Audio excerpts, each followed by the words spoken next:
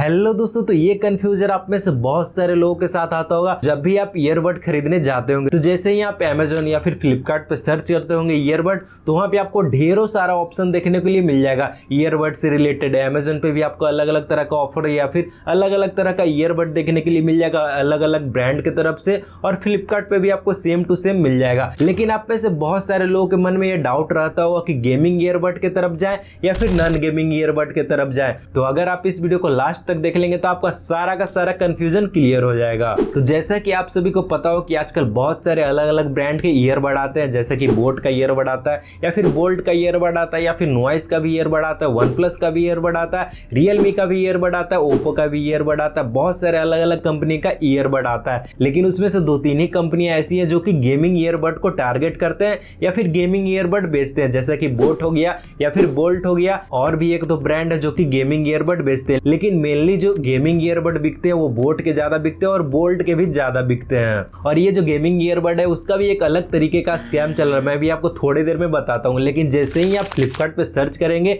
Earbud या फिर gaming earbud, तो आपको वहां पे ढेरों सारे ऑप्शन देखने के लिए मिल जाएंगे। उसमें से जो सबसे कंफ्यूजिंग ब्रांड है वो बोट का है, क्योंकि उसका आपको वहां पे बहुत सारा ऑप्शन देखने के लिए मिल जाएगा, अलग अलग तरह का गेमिंग ईयरबड देखने को मिल जाएगा। लेकिन उसमें से मोस्टली ईयरबड ऐसे आपको दिखेंगे जिसका अगर आप फीचर को कंपैरिजन करेंगे तो आपको लगभग सेम टू सेम फीचर देखने को मिलेगा। लेकिन बस अंतर वहां पे डिजाइन का हो जाता है, किसी का आपको डिजाइन अलग मिल जाएगा, किसी का आपको डिजाइन अलग मिल जाएगा। लेकिन फीचर वाइज जितने सारे भी वहां पे ईयरबड आपको दिखेंगे वो लगभग सेम टू सेम मिल जाएंगे। लेकिन और जो ब्रांड है जैसे कि बोल्ट हो गया, उसमें आपको ज्यादा कंफ्यूजन देखने को नहीं मिलेगा। उसका जो गेमिंग ईयरबड है वहां पे आपको 2-3 ही गेमिंग ईयरबड आपको देखने को मिल जाएगा, जिसमें से आप आसानी से चूज कर सकते हैं कि आपके लिए कौन सा बेस्ट रहेगा। तो अब बात कर लेते हैं जो स्कैम चल रहा है गेमिंग ईयरबड के नाम पे। जो लोग हार्डकोर गेमर होंगे उन लोगों को पता ही होगा कि गेमिंग में लेटेंसी कितना ज्यादा मैटर करता है। लेकिन ये जो आजकल जितने सारे भी गेमिंग ईयरबड आते हैं या फिर नॉर्मल ईयरबड आते हैं या फिर ब्लूटूथ वाले ईयरफोन आते हैं, उसमें आपको लेटेंसी देखने को मिलेगा ही मिलेगा। भले ही वो गेमिंग ईयरबड हो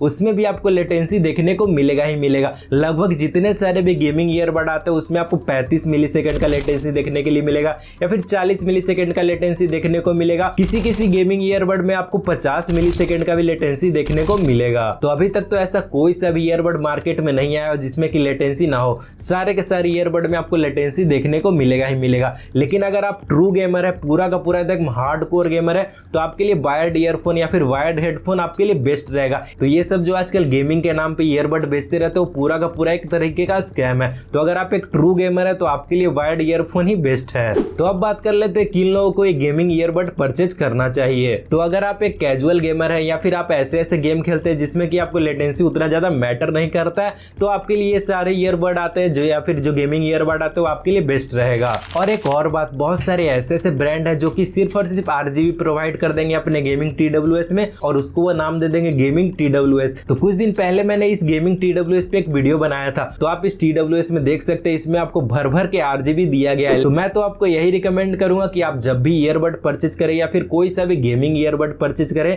तो उसमें जो RGB लाइट आता है उस पर आप जाके ना परचेज करें। उसका तो आप सबसे पहले फीचर देखें कि उसमें आपको कितने सारे फीचर देखने के लिए मिल रहे हैं, जैसे कि उसका बैटरी बैकअप कितना अच्छा है, उसमें आपको कम से कम लेटेंसी देखने को मिल रहा है या फिर नहीं मिल रहा है, या फिर उसका साउंड क्वालिटी कैसा है। ना कि आप इस बेसिस पे लेके इसमें RGB भर भर के दिया गया है। आप उसका डिजाइन को कंसीडर कर सकते हैं, क्योंकि बहुत लोगों का अलग अलग पसंद होता है, किन लोगों को वो डिजाइन अच्छा लगता है, किन लोगों को वो डिजाइन अच्छा लगता है। तो आप उस बेसिस पे जज करें किसी भी ईयरबड को, ना कि उसमें कितने तरीके का RGB है उस बेसिस पे। तो अभी तो मैंने आपको बता दिया गेमिंग TWS कैसे होते हैं, आपको कौन सा परचेज करना चाहिए और कौन कौन से ईयरबड से आपको बच के रहना चाहिए। तो अब बात कर लेते हैं नॉन गेमिंग TWS से रिलेटेड। तो नॉन गेमिंग TWS में भी आपको लगभग सेम टू सेम फीचर ही मिल जाएगा, लेकिन इसमें आपको लेटेंसी थोड़ा सा ज्यादा मिलेगा, आपको साउंड क्वालिटी लगभग सेम टू सेम मिल जाएगा। तो बोट का जितना भी ईयरबड आता है, चाहे वो गेमिंग ईयरबड हो या फिर नॉन गेमिंग ईयरबड हो, आपको सारे के सारे ईयरबड में same to same sound quality सुनने को मिलेगा। और उसका जो जितना सारा भी ईयरबड आता है, गेमिंग ईयरबड हो या फिर नॉन गेमिंग ईयरबड हो,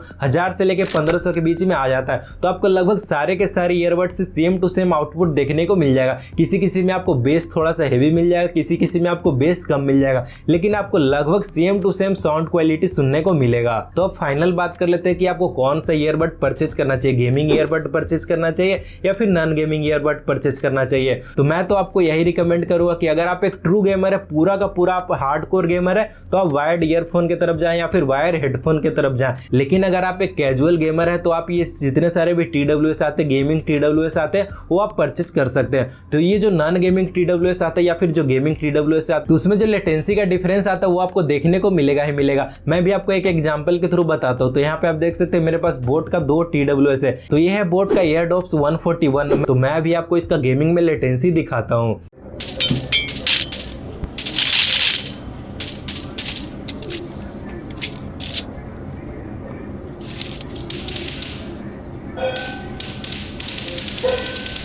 तो ये गेमिंग TWS है बोट इमोर्टल 141। तो इसका कुछ यहाँ पे ऐसा गेमिंग आउटपुट सुनने को मिलेगा।